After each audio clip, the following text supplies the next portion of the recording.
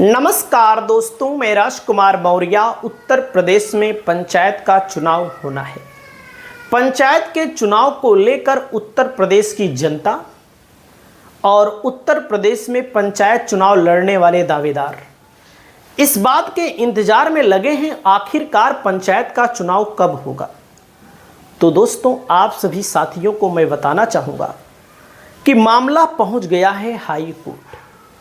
मामला high court जब पहुंचा है तो हाई कोर्ट में 1 अप्रैल को जब सुनवाई हुई तो क्या हुआ, क्योंकि 1 अप्रैल को सुनवाई होनी थी, तो क्या हुआ, क्या रिजल्ट आया, उसके पहले आप सभी साथियों को जानना चाहिए कि उत्तर प्रदेश के कैबिनेट मंत्री हैं ओम प्रकाश राजभर। पंचायती राज विभाग इन्हीं के अंडर में आता है। ये अभी तक क्या कह रहे थे, समय पर चुनाव होगा, 12 जुलाई के पहले हो जाएगा, पंचायत चुनाव में कोई दिक्कत नहीं है। तो राजभर को लेकर के आप चाहे बीजेपी के समर्थक हों या विपक्ष के समर्थक हों, कमेंट करिएगा कि ये जब तारीख बता रहे थे 12 जुलाई के पहले हो जाएगा, तो क्या इनकी जिम्मेदारी नहीं बनती है कि आम जनता को ये बताएं या उत्तर प्रदेश की सरकार बताए चुनाव कराना है कि नहीं कराना है। गोल गोल गोल गोल गोल गोल क्यों घुमाया जा रहा है। दोस्तों, आप सभी साथियों को मैं बता दूं, देख सकते हैं यूपी पंचायत चुनाव 12 जुलाई तक होंगे। अगली कैबिनेट बैठक, ओबीसी आयोग बनेगा, सीट बंटवारे पर कोई भी विवाद नहीं है। तो आप सभी साथियों को मैं बता दूं, सरकार चुनाव नहीं कराना चाहती है। क्यों नहीं कराना चाहती है, उसके पहले आप ये जान लीजिए कि जब 1 अप्रैल को सुनवाई होनी थी और उसके पहले 25 मार्च को सुनवाई होनी थी, तो सरकार की तरफ से पूरा का पूरा सिस्टम जवाब नहीं दे रहा है। समय नहीं मिल पा रहा है। अब कहाँ पर, हाई कोर्ट के अंदर सभी मुद्दों को सुनने के लिए हाई कोर्ट के पास समय है, सरकार के पास समय है, लेकिन पंचायत के चुनाव के लिए इन लोगों के पास समय नहीं बचा है। 2 बार समय के कारण ही सुनवाई टाल दी गई। अब कहा जा रहा है कि अगले हफ्ते सुनवाई होगी। अब 15 अप्रैल भी आ रहा है, मतदाता सूची अंतिम वाली आने वाली है। तो राजभर से आप लोग पूछिए, चाचा चुनाव कब होगा, आप लोग सोचिए। और तमाम लोग कहते हैं कि भाजपा की सरकार बड़ी अच्छी है। चलो ठीक है, मैंने भी माना अच्छी है। तमाम लोग ये भी कहते हैं योगी जी बहुत कड़े निर्णय लेते हैं।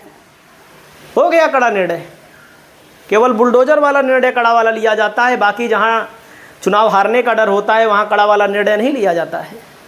हकीकत यही है कि भैया ये लोग सोच रहे हैं कि अगर 2027 से पहले करा देंगे चुनाव, तो जो जिला पंचायत सदस्य के इनकी पार्टी के दावेदार हैं, ब्लॉक प्रमुख के दावेदार हैं, जिला पंचायत अध्यक्ष के दावेदार हैं, बीडीसी के दावेदार हैं, प्रधानी के दावेदार हैं, क्योंकि बहुत सारे लोगों को लॉलीपॉप दिया गया है कि आने वाले समय में आपको राजनीति करने का अवसर मिलेगा।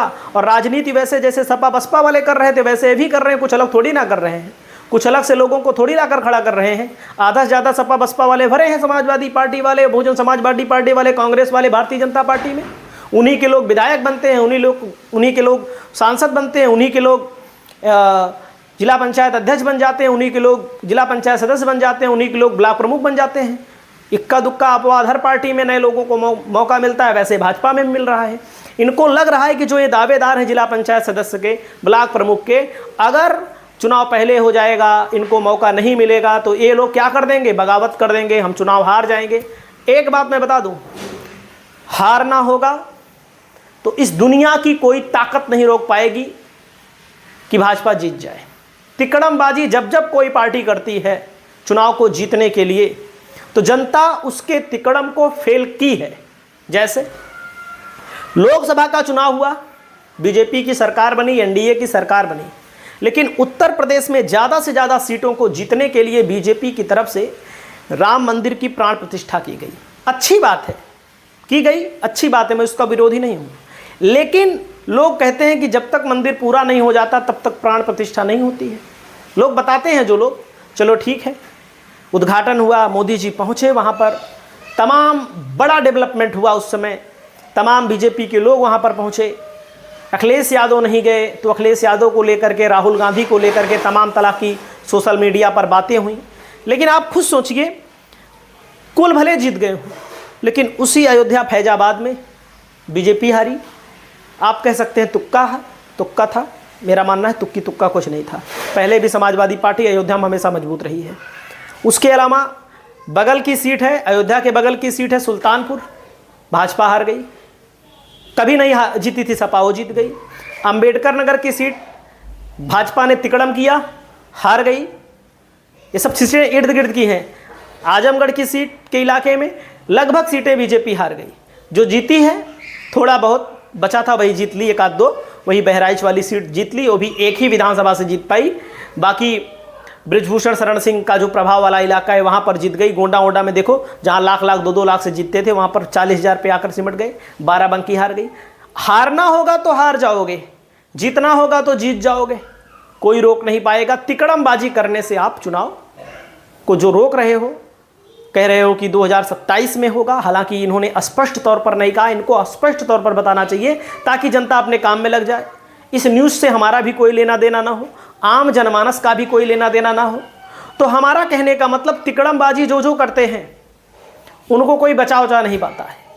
तिकड़मबाजी करने वाली सरकारें चुनाव हारती हैं, और जिला पंचायत सदस्य का चुनाव, जिला पंचायत अध्यक्ष, ब्लॉक प्रमुख का चुनाव भारतीय जनता पार्टी को भारी पड़ने वाला है। 2027 के बाद कराएंगे तब भी। हारना होगा तो कोई जो रोक नहीं पाएगा, जीतना होगा तब भी कोई नहीं रोक पाएगा।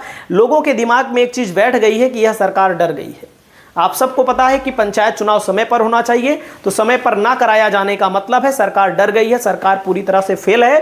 क्योंकि पंचायत चुनाव पर हाईकोर्ट का बड़ा एक्शन, डेडलाइन से पहले चुनाव करने के लिए निर्णायक सुनवाई होनी थी, और निर्णायक सुनवाई लगातार टलती जा